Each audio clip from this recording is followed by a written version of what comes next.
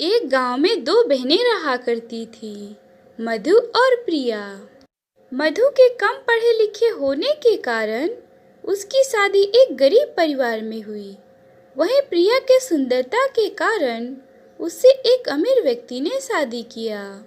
अपनी सुंदरता का घमंड तो प्रिया को पहले से ही था, लेकिन अब विवाह के बाद उसे दौलत का भी घमंड हो गया था। दोनों बहनें आसपास ही रहा करती थी। जब भी मौका मिलता प्रिया मधु के घर आती थी और उसे नीचा दिखाने की कोशिश करती।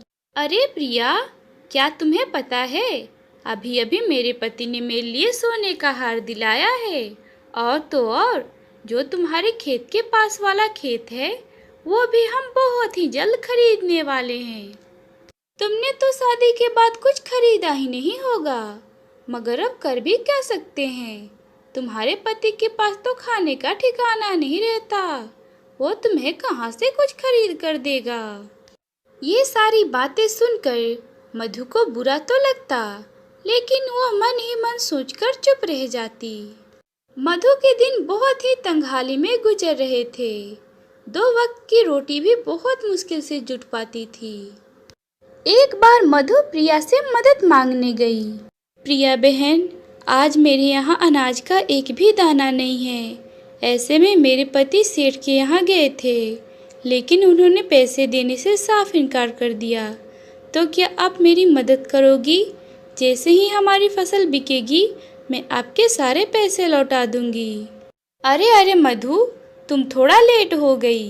मैंने तुमसे बताया था ना कि तुम्हारे खेत के पास वाला खेत हम लेने वाले हैं, तो उसे ही लेने के लिए आज सुबह ही मेरे पति चले गए हैं। घर में जितने भी पैसे थे वो सभी वो लेकर गए हैं, तो आज तो मेरे पास एक भी पैसे नहीं हैं। ऐसा कहकर प्रिया ने अपनी बहन के सामने बहाना बना दिया। मधु उदास मन लेकर वहां से अपने घर चली आई। ऐसे ही कुछ दिन बीत गए। एक दिन मधु ने सोचा, अब तो हमारी हालत और भी खराब हो गई है। ऐसे में प्रिया दीदी ने भी पैसे देने से साफ इनकार कर दिया है। मैं एक काम करती हूँ, मैं बड़े भैया के यहाँ जाती हूँ, वो मुझे पैसे देने से कभी मना नहीं करेंगे। ऐसा सोचकर मधु अपने बड़े भैया के घर की तरफ निकल पड़ी। जब वह रास्ते में जा रही थी तब उसे एक बूढ़े बाबा दिखाई देते हैं। मधु ने देखा कि उस बूढ़े बाबा के हाथ में एक भारी मटका था। उसे देखकर मधु ने बूढ़े बाबा से कहा, अरे बूढ़े बाबा, आप इतनी गर्मी में ये भारी मटका लेकर कहाँ जा रहे हो? कहीं नहीं बेटी, यहीं पास के गांव में मेरा घर है। बस वहीं इस पानी के मटके को लेकर जा रहा हूँ। लाइए बाबा, आप ये मटका मुझे दे दीजिए, मैं इसे आपके घर तक छोड़ देती हूँ। नहीं नहीं बेटी, मैं लेकर चला जाऊंगा। आखिर मेरे लिए तुम क्यों तकलीफ उठा रही हो? कोई बात नहीं बाबा, इसमें तकलीफ उठाने वाली कौन सी बात है। मैं भी उसी गांव में जा रही हूँ, तो मैं आपके घर तक आपके इस मटके को छोड़ दूंगी। ऐसा कहकर मधु ने उस बूढ़े बाबा से उस मटके को ले लिया और वो दोनों एक साथ उस गांव के लिए निकल पड़े। थोड़ी दूर जाने पर उस बूढ़े बाबा का घर आया, तो मधु ने उनके घर पर उनके मटके को रख दिया। ये लीजिए बाबा, मैंने आपके मटके को रख दिया। अच्छा, अब मैं चलती हूँ। फिर मधु अपने भाई के घर चली आई। वह जब अपने भाई के घर पहुँची तब उसका भाई उसके घर नहीं था। भाभी, भैया कहाँ हैं? दिखाई नहीं दे रहे। हाँ, वो किसी जरूरी काम से बाहर गए हुए हैं। क्या बात है, तुम मुझसे कहो। भाभी, वो मेरे घर की हालत बहुत खराब है, तो मुझे कुछ पैसों की ज़रूरत थी। तो इसमें हम क्या करें? हमारे यहाँ क्या कोई पैसों का पेड़ लगा है जिसमें से तुम्हें तोड़कर दे दें? अगर पैसों के अलावा कोई और काम हो तो बताओ, नहीं तो यहाँ से जाओ। ठीक है भाभी, कोई बात नहीं, मैं चलती हूँ। मधु के भाभी ने उसे भला बुरा कहकर अपने घर से भगा दिया। मधु अपने घर की तरफ जा रही थी, तभी उसे वह बूढ़े बाबा आवाज लगाते हैं। बेटी, अरे ओ बेटी, जरा इधर आओ। बूढ़े बाबा की आवाज लगाने पर मधु बूढ़े बाबा के घर गई। बेटी, तुम यहाँ पर क्या करने आई थी? बाबा, मैं अपने भैया से मदद मांगने आई थी। मेरे घर की हालात बहुत खराब हैं। ऐसा कहकर मधु ने उस बूढ़े बाबा से अपनी सारी बातें बताई। बेटी, तू इन 3 मटकों में से एक मटका ले ले। नहीं नहीं बाबा, मैं नहीं ले सकती। आपने मुझसे पूछा, यही मेरे लिए बहुत बड़ी बात है। बेटी, तू पैदल ही चल कर आई है और तुझे पैदल चलकर ही जाना है। अगर रास्ते में तुझे भूख लग जाए तो इन मटकों में लड्डू रखा हुआ है, तो उसे खा लेना बेटी। उस बूढ़े बाबा के बार बार कहने पर मधु उन 3 मटकों में से एक मटका ले लेती है। अच्छा बाबा, अब मैं चलती हूँ, नहीं तो मुझे घर पहुँचते पहुँचते रास्ते में ही रात हो जाएगी। ऐसा कहकर मधु वहाँ से अपने घर की तरफ चल देती है। शाम होने से पहले ही मधु अपने घर पहुँच गई। रात होने पर उसके पति ने उससे पूछा, मधु, तुम तो अपने भैया के घर मदद मांगने गई थी ना? क्या उन्होंने तुम्हारी मदद की?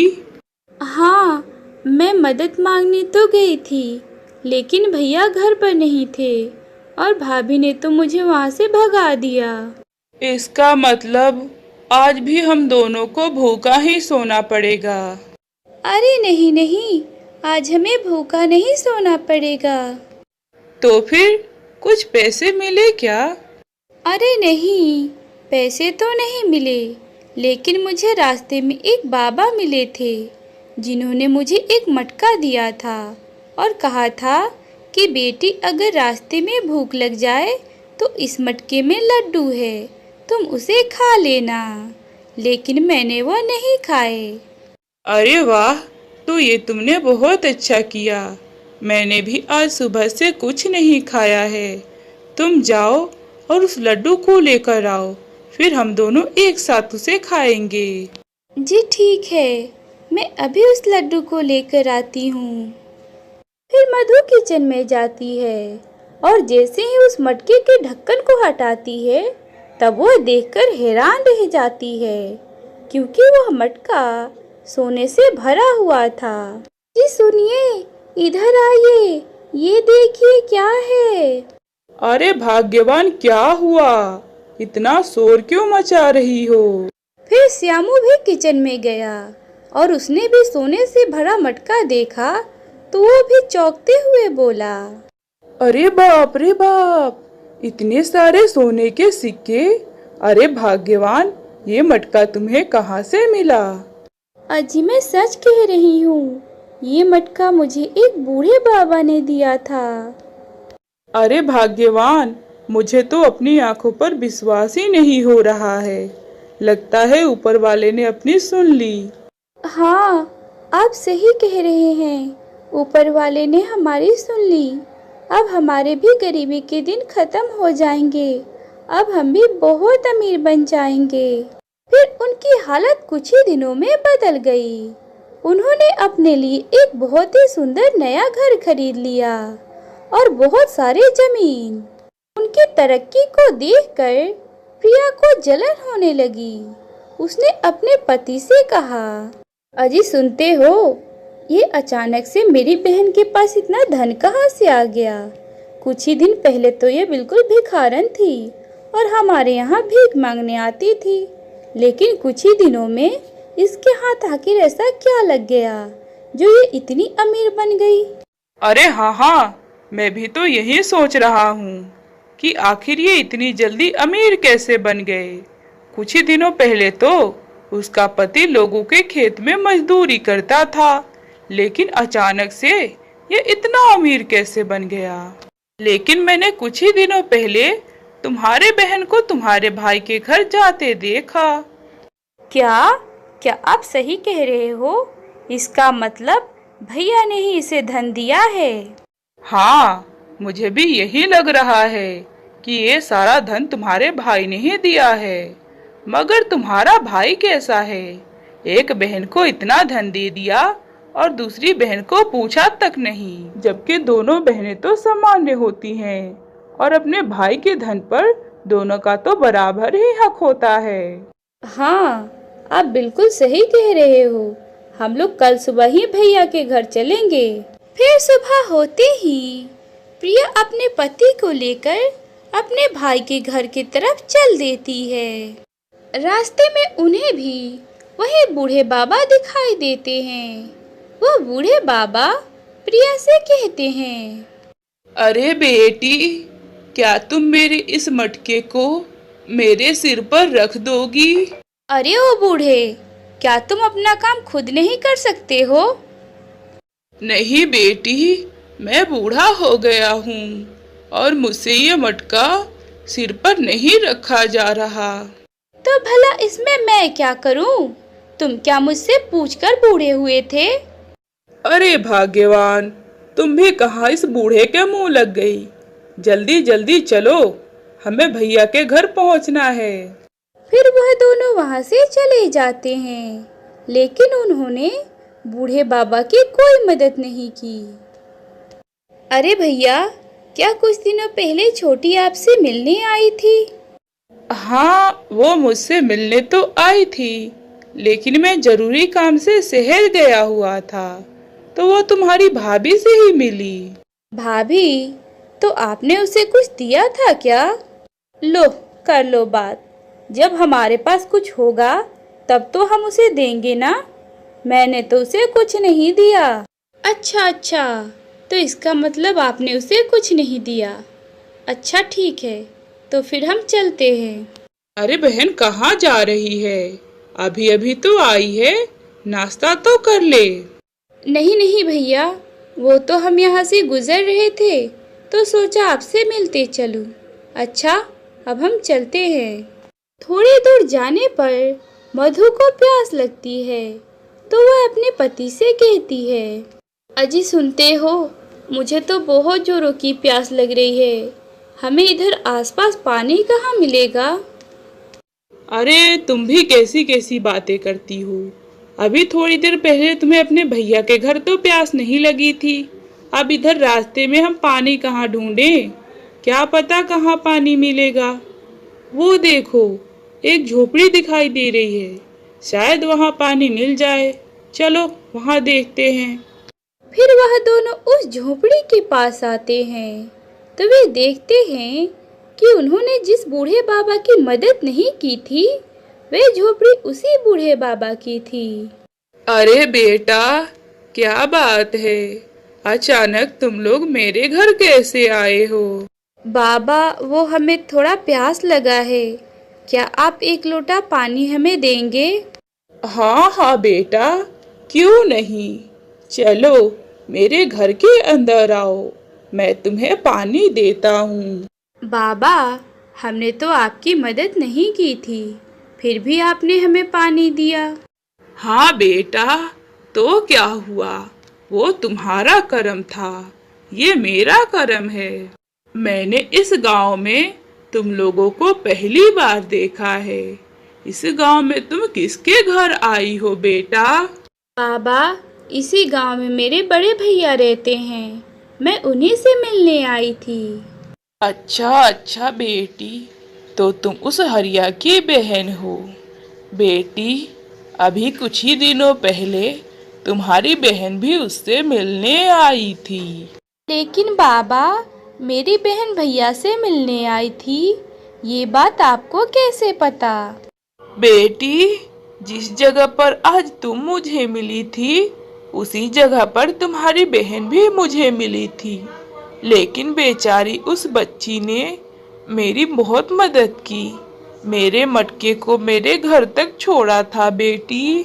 लेकिन बाबा, क्या आपको पता है, जब से मेरी बहन भैया के घर से आकर गई है, तब से वो बहुत अमीर हो गई है। बताता हूँ बेटी, सब बताता हूँ। उसे जो भी धन मिला है सब उसके अच्छे कर्मों की वजह से मिला है बेटी। यहाँ पर तुम जितने भी मटके देख रही हो ये सभी मटके कर्मों के मटके हैं बेटी। जिसका जैसा कर्म होगा वैसे ही इस मटके से फल निकलेगा बेटी। मैं सब कुछ समझ गई बाबा। आप यही न कहना चाहते हैं कि हमारा जैसा कर्म होगा इस मटके से वैसा ही निकलेगा। बाबा, अगर आपको आपत्ति ना हो तो क्या इनमें से एक मटका हम भी ले जा सकते हैं? हाँ हाँ बेटी, क्यों नहीं। ऐसा कहकर उस बूढ़े बाबा ने प्रिया को एक मटका दे दिया। मटका लेकर प्रिया अपने घर आई और जब उसने अपने घर में उस मटके को खोला तो उस मटके में से सिर्फ कीड़े ही बाहर निकल रहे थे। यह देखकर वह बोली, अरे बाप रे बाप, अजी ये देखिए, इस मटके में से तो सिर्फ कीड़े ही कीड़े निकल रहे हैं। हाँ हाँ, तो इसमें गलत क्या है? हमारे ऐसे ही कर्म है, तो इसमें से कीड़े नहीं निकलेंगे तो क्या निकलेगा? हम लोग बहुत लालची हैं। बेचारी तुम्हारी बहन बहुत मजबूर थी, उसके बाद भी वो हमसे मदद मांगने आई, तब हमने उसकी मदद नहीं की थी। हाँ, आपने बिल्कुल सही कहा। जब मेरी बहन मुझसे मदद मांगने आई थी तब मैंने बहाना बना दिया था। सच में हम लोग बहुत लालची हैं। मुझे तो पैसों का बहुत घमंड हो गया था। उस बूढ़े बाबा ने सही ही कहा था, हमारे जैसे कर्म होंगे वैसा ही इस मटके से निकलेगा। सच में ये हमारे कर्म के अनुसार ही निकल रहा है। प्रिया और मधु थी तो सगी बहनें, लेकिन दोनों के कर्मों में बहुत फर्क था। इसीलिए मधु के कर्म के अनुसार उसे धन मिला था और प्रिया के कर्म के अनुसार उसे कीड़े। प्यारे दोस्तों, इस कहानी से हमें यही सीख मिलती है कि हमें जो भी मिलता है वो हमारे कर्मों के अनुसार ही मिलता है। इसीलिए हमें कभी भी गलत काम नहीं करना चाहिए। प्यारे दोस्तों, हर दिन ऐसे ही नई नई कहानियों को देखने के लिए आप हमारे चैनल को सब्सक्राइब जरूर करें। आपका धन्यवाद।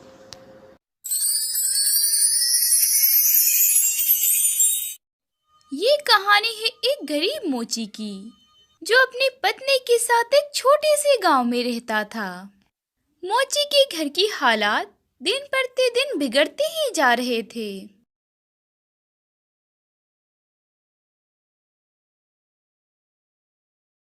ऐसे ही एक दिन मोची ने अपनी पत्नी से कहा, अब मैं यहाँ इस गांव में नहीं रहूंगा, मैं दूसरे गांव में जा रहा हूँ। वहाँ पर मैं अपनी मोचीगिरी का काम करके थोड़ा बहुत पैसे कमा लूंगा, जिससे हमारे घर की हालात ठीक हो जाएंगे। क्यों? वहाँ के लोगों के जूते चप्पल ज्यादा टूटे हैं क्या, जो आपको वहाँ पर जाकर मोचीगिरी करनी है? अरे अपनी मातृभूमि में रहकर भी अच्छे पैसे कमाए जा सकते हैं। मोची ने अपनी पत्नी की बात नहीं मानी और वह अगले दिन ही दूसरे गांव के लिए निकल पड़ा। शाम तक वह दूसरे गांव के बाजार में पहुंचा, लेकिन वहां का नजारा देखकर वह हैरान रह गया, क्योंकि वहां पर दूसरे मोचियों ने अपना बहुत सारा दुकान लगाया हुआ था। अरे बाप रे, यहाँ पर तो पहले से ही बहुत सारे मोचियों ने अपना दुकान लगाया है। लगता है यहाँ भी मेरा काम नहीं बनेगा, लेकिन मैं घर भी तो वापस नहीं जा सकता। मुझे कुछ न कुछ बंदोबस्त तो करना ही होगा। मोची को ग्राहकों को अपने पास बुलाने की एक तरकीब सूझी। उसने एक बड़ा सा बोर्ड लगा लिया और उस पर लिख दिया, जूतों का अस्पताल, हमारे यहाँ जूतों का इलाज किया जाता है। जूते बनवा लो, जूते बनवा लो, या अपने पुराने जूते नए बनवा लो। ग्राहक मोची की बात सुनकर उसके पास आने लगे, क्योंकि ग्राहकों को कुछ नया सुनने को मिला। अरे वाह भाई वाह, पहली बार देख रहा हूँ जूतों का अस्पताल। लो भाई, मेरे जूतों का इलाज कर दो। अरे हाँ हाँ साहब जी, मैं अभी आपके जूतों का इलाज किए देता हूँ। मोची अपने जूतों के अस्पताल में बैठकर जूतों का इलाज किया। ये लीजिए साहब जी, आपके जूते। अरे वाह, तुमने तो जूते बिल्कुल नए की तरह बना दिए। कितने पैसे हुए इसके? ज्यादा कुछ नहीं, बस एक तांबे का सिक्का। ये लो, तुम्हारे एक तांबे का सिक्का। ऐसे ही मोची ने दूसरे ग्राहकों के जूतों का इलाज किया। अब मोची का काम अच्छा चलने लगा। आज मेरी बहुत अच्छी कमाई हुई है। अगर मैं ऐसे ही कमाता रहूंगा तो बहुत जल्द मेरे पास बहुत सारे पैसे हो जाएंगे और उन पैसों से मैं अपने लिए एक घोड़ा खरीदूंगा।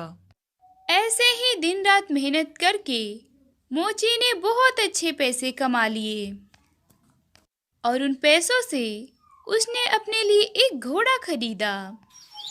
अगले दिन मोची ने अपना सारा सामान बांधा और अपने घर के लिए निकल पड़ा। रास्ते में मोची को एक घने जंगल से गुजरना था। वह जंगल से जा रहा था, तभी उसे एक गुंडों का झुंड दिखाई दिया। अरे, ये तो डकैत लग रहे हैं। अगर इन्होंने मुझे देख लिया तो ये तो मेरा सारा पैसा ले लेंगे और मैं एक बार फिर से गरीब हो जाऊंगा। मोची डकैतों को देखकर सोच में पड़ गया।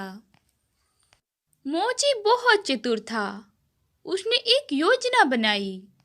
उसने एक सोने का सिक्का अपने घोड़े के गले में डाल दिया और आगे बढ़ गया। आगे उसे डकैतों ने रोक लिया। अरे, कहाँ भागे जा रहा है? चल जल्दी से अपना सारा सामान फटाफट हमें दे दे। डाकू भाई, मैं एक बहुत गरीब मोची हूँ। मेरे पास कुछ भी नहीं है। तभी मोची का घोड़ा हिला और उसके गले से वह सोने का सिक्का गिर गया। अच्छा, झूठे मक्कार कहीं के। अगर तेरे पास कुछ नहीं है तो ये सोने का सिक्का कहाँ से गिरा? लगता है अब मुझे सारी सच्चाई बतानी ही होगी। दरअसल मेरा ये घोड़ा सोने का सिक्का उत्पन्न करता है। इसी की वजह से मेरे पास सोने के सिक्के रहते हैं। क्या? ऐसी बात है? तो फिर तू अपना ये घोड़ा मुझे दे दे, तभी हम तुझे यहाँ से जिंदा जाने देंगे। अरे नहीं नहीं डाकू भाई, मेरे पास इस घोड़े के अलावा कुछ भी नहीं है। अगर मैं इसे आपको दे दूंगा तो फिर मेरे पास बचेगा ही क्या? हम तुम्हें इस घोड़े के बदले 50 सिक्के देंगे। ठीक है डाकू भाई, मुझे मंजूर है, लेकिन आप सबको मेरी एक बात माननी पड़ेगी। आप सबको इस घोड़े को बारी बारी से अपने पास रखना होगा, नहीं तो आप सब पैसे के लिए लड़ पड़ोगे। डाकुओं ने मोची की बात मान ली। उन्होंने उसका घोड़ा खरीद लिया और मोची पैसे लेकर वहां से अपने घर चला गया। मोची बहुत खुश था क्योंकि उसे 50 सोने के सिक्के मिले थे। उसने अपने लिए गांव में कुछ जमीनें खरीदी। इधर सभी डकैत उस घोड़े को लेकर अपने अड्डे पर पहुंचे। तुम सब ध्यान से सुनो, इस गिरोह का मुखिया मैं हूँ, इसलिए ये घोड़ा आज रात मेरे पास रहेगा। सब डकैतों ने अपनी सरदार की बात मानी और उनका सरदार उस घोड़े को लेकर सोने चला गया। जब सुबह हुई तब सरदार ने देखा कि वहां अस्तबल में कुछ भी नहीं था। उसने पूरा अस्तबल सही से देखा, लेकिन फिर भी उसे कुछ नहीं मिला। वह जान गया कि मोची ने उसे बेवकूफ बनाया है। अरे क्या हुआ सरदार? आपको कितने सोने के सिक्के मिले? जरा हमें भी तो बताइए। आज रात तुम अपने पास इस घोड़े को रखोगे तो तुम्हें खुद ब खुद पता चल जाएगा। सरदार ने किसी से कुछ नहीं कहा क्योंकि वो खुद को किसी के सामने बेवकूफ नहीं होने देना चाहता था। एक एक करके सभी डकैतों ने उस घोड़े को अपने पास रखा, लेकिन उनमें से किसी को भी कुछ नहीं मिला। सरदार, उस मोची ने हमें बेवकूफ बनाया है। और अपना यह साधारण सा घोड़ा हमें 50 सिक्कों में बेचा है। हाँ, तुम बिल्कुल सही कह रहे हो। चलो, हम अभी उस मोची को सबक सिखाएंगे। वह सभी डकैत मोची के घर की तरफ निकल पड़े। मोची अपने खेतों में काम कर रहा था। उसने सभी डकैतों के अपने घर की तरफ आते हुए देख लिया। वह जल्दी से अपने घर गया और अपनी पत्नी से बोला, अरे भाग्यवान, एक गुंडों का झुंड हमारे घर की तरफ आ रहा है। जब वो लोग घर पे आए तो तुम उनसे कहना कि मैं खेतों में काम कर रहा हूँ और तुम हमारे डॉग को मुझे बुलाने के लिए भेज देना। इतना कहकर मोची अपने घर से बाहर निकल गया। अरे, वो मोची कहाँ है? बाहर बुलाओ उसे। जी, आपको उनसे कोई काम है तो मैं अभी उन्हें बुलाए देती हूँ। टॉमी, जाओ और अपने मालिक से कहना कि उनसे मिलने कुछ लोग आए हुए हैं। क्या ये कुत्ता उसे बुला लाएगा? हाँ, बिल्कुल। जब वो खेत पर होते हैं और मुझे कोई काम होता है तो मैं इससे ही कह देती हूँ। ये मेरी सारी बातें उन तक पहुँचा देता है। डकैत मोची की पत्नी की बातें सुनकर हैरानी से उसकी तरफ देख रहे थे। तभी थोड़ी देर में मोची वहां पर आया। जी, आपको कोई काम है? मुझसे मेरे टॉमी ने बताया है।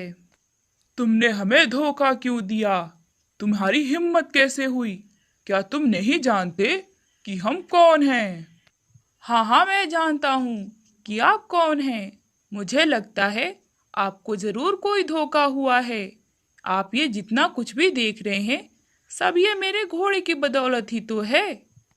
अच्छा, चलो ठीक है, हम तुम पर एक बार और विश्वास करते हैं, लेकिन तुम्हें अपना ये कुत्ता भी हमें बेचना होगा। ना ना ना ना, मैं अपना ये कुत्ता नहीं बेच सकता, नहीं, कभी नहीं। हम तुम्हें इसके बदले 40 सोने के सिक्के देंगे। डाकुओं के बहुत कहने सुनने पर मोची अपना कुत्ता उन्हें देने के लिए तैयार हो गया। उसने 40 सोने के सिक्कों में उस कुत्ते को उनसे बेच दिया। डकैतों ने उस कुत्ते को लिया और अपने अड्डे पर चले गए।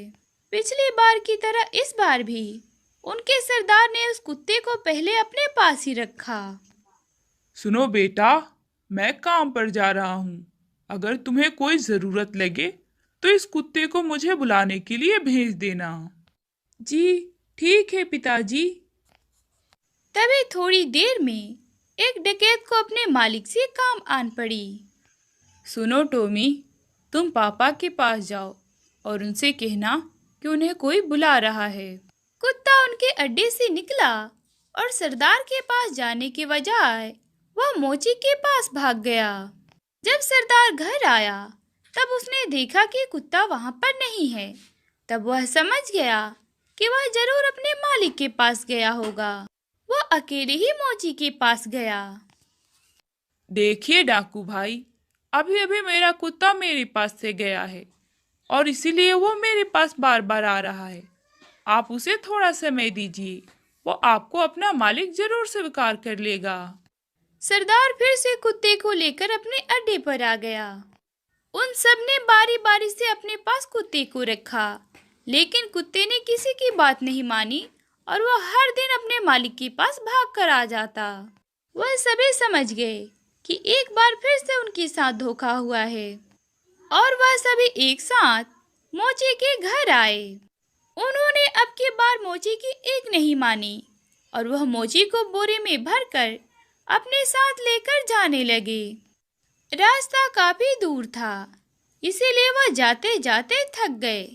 तभी उनमें से एक डाकू बोला, सरदार, गर्मी काफी ज्यादा है और हम थक भी गए हैं। ऐसा करते हैं, हम थोड़ी देर आराम कर लेते हैं, फिर चलेंगे। सबने सहमति जताई और वह मोची को बोरे में छोड़कर आराम करने के लिए चले गए। तभी वहां से एक बकरी चरवाहा जा रहा था। मोची ने बकरियों की आवाज सुनी, तभी वह जोर जोर से चिल्लाते हुए बोलने लगा, नहीं नहीं, मैं ऐसा नहीं करूँगा, मैं ऐसा नहीं करूँगा।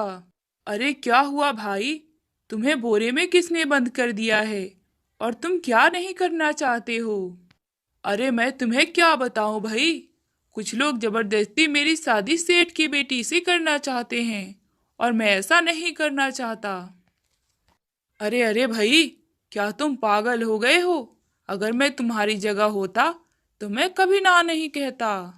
ठीक है तो फिर आ जाओ मेरी जगह, लेकिन पहले मुझे बोरे से बाहर तो निकालो। चरवाहे ने मोची को बोरे से बाहर निकाल दिया और खुद उसकी जगह बोरे में बंद हो गया।